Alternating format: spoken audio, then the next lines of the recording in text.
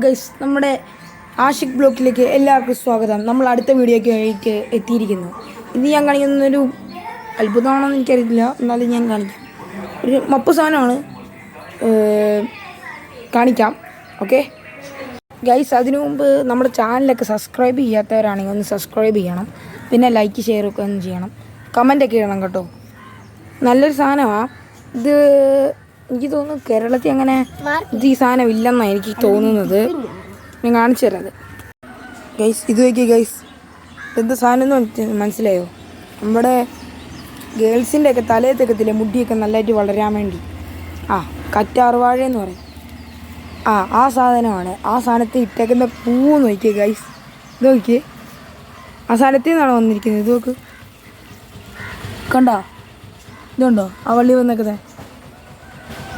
കണ്ടോ? ഇതേ ഒരു പൂ ഇട്ടിട്ടുണ്ട്, 2 പൂവായിട്ടുണ്ട്.